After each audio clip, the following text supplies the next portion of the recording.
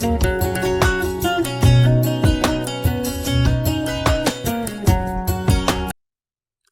दोस्तों, welcome to another video of Techbenchers academy.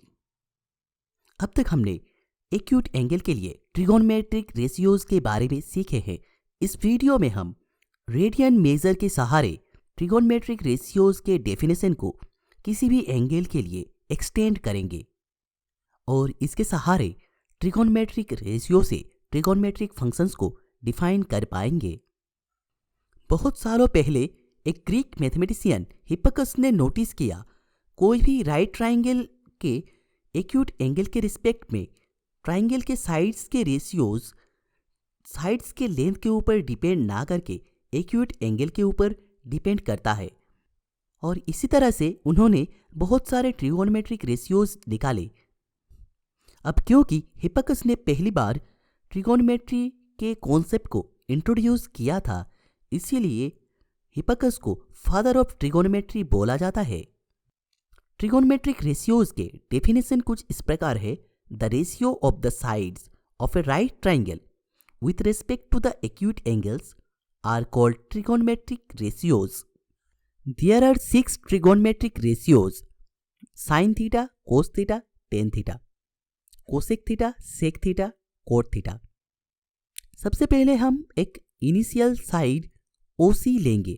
अब OC line को 90 डिग्री से कम रोटेट करके टर्मिनल साइड OB तक ले जाएंगे और इससे हमें एंगल COB मिल रहा है, इसका मेजर थीटा है। अब हम B पॉइंट से OC लाइन के ऊपर एक परपेंडिकुलर ड्रॉ करेंगे जो कि OC लाइन को A पॉइंट पे कट करता है और इस तरह से हमें एक राइट ट्राइंगल OAB मिल रहा है जिसका AB साइड का लेंथ P है और OA साइड का लेंथ B है और OB साइड का लेंथ H है। अब sine theta is equal to होंगे side AB divided by the side OB, that is the length of the opposite divided by the length of the hypotenuse, और cos theta is equals to होंगे side OA divided by side OB, that is equal to the length of the adjacent divided by the length of the hypotenuse, और tan theta is equal to होंगे side AB divided by side OA, that is equal to the length of the opposite divided by the length of the adjacent. और बाकी 3 trigonometric ratios इन्हीं 3 trigonometric ratio से बनाया जा सकता है। अब क्वेश्चन आता है, क्या ट्रिगोनोमेट्रिक रेशियोज के डेफिनेशन को ऑब्ट्यूज एंगल के लिए एक्सटेंड किया जा सकता है? रेडियन मेजर के सहारे ट्रिगोनोमेट्रिक रेशियोज के डेफिनेशन को ऑब्ट्यूज एंगल के लिए एक्सटेंड किया जा सकता है और इस तरह से हम किसी भी रियल थीटा के लिए ट्रिगोनोमेट्रिक रेशियोज निकाल सकते हैं और इसी तरह से हम ट्रिगोनोमेट्रिक रेशियोज से ट्रिगोनोमेट्रिक फंक्शंस में कन्वर्ट कर सकते हैं जो कि एक रियल नंबर के फंक्शंस होंगे।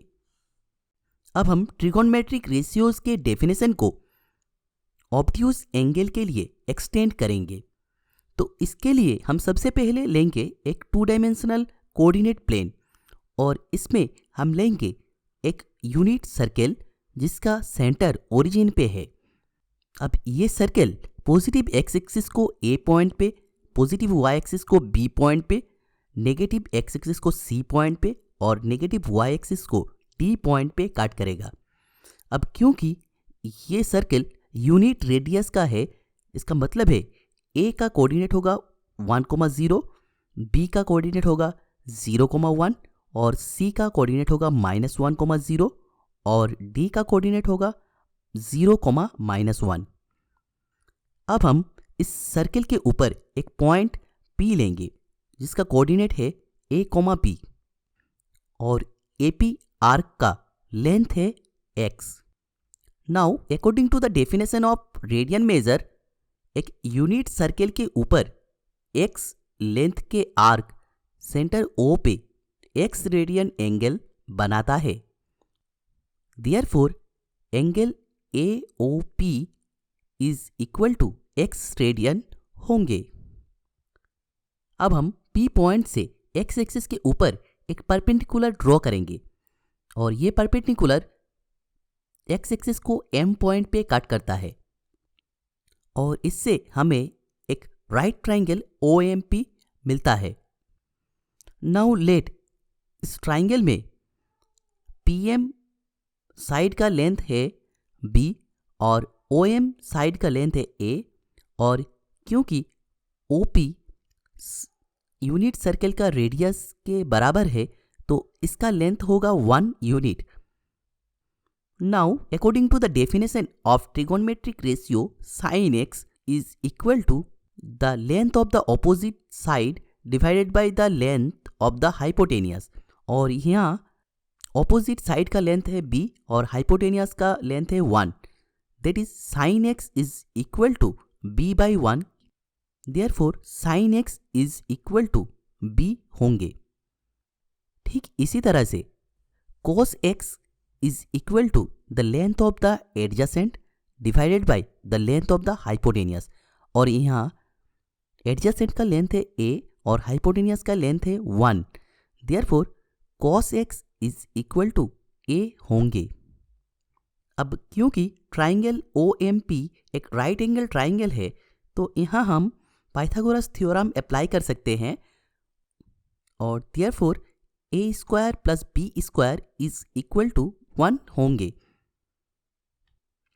अब क्योंकि a is equal to cos x और b is equal to sin x है, therefore sin square x plus cos square x is equal to 1 होंगे। अब अगर हम P पॉइंट को धीरे धीरे B पॉइंट के तरफ मूव कराए तो हम देख सकते हैं OM साइड का लेंथ कम होगा और PM साइड का लेंथ बढ़ेगा। और इसी तरह से P पॉइंट को मूव करा के अगर हम B पॉइंट तक ले जाए तो हम देख सकते हैं इसमें O पॉइंट और M पॉइंट कोइंसाइड कर जाएगा, मतलब A इज इक्वल टू 0 हो जाएगा और P और B पॉइंट कोइंसाइड कर जाएगा, मतलब B इज इक्वल टू 1 हो जाएगा। Therefore angle AOB is equal to the angle AOP is equal to pi by 2 और साइन पाई बाई 2 का वैल्यू होगा 1 क्योंकि B इज इक्वल टू 1 है और कोस पाई बाई 2 का वैल्यू होगा 0 क्योंकि A इज इक्वल टू 0 है। अब इसी तरह से सर्कल के ऊपर P पॉइंट को मूव करते करते अगर हम C पॉइंट तक ले जाए तो P पॉइंट और C पॉइंट कोइंसाइड कर जाएगा और P पॉइंट का कोऑर्डिनेट होगा -1, 0। अब क्योंकि angle AOP is equal to the angle AOC is equal to pi, therefore sine pi is equal to 0 और cos pi is equal to -1 होंगे क्योंकि यहाँ A का वैल्यू -1 है और B का वैल्यू 0 है।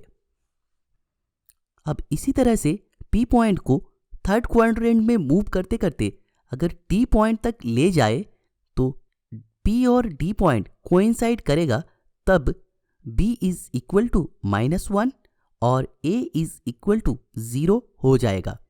और क्योंकि angle AOP is equal to angle AOD is equal to 3 pi by 2 है, therefore sine 3 pi by 2 is equal to -1 और cos 3 pi by 2 is equal to 0 होंगे।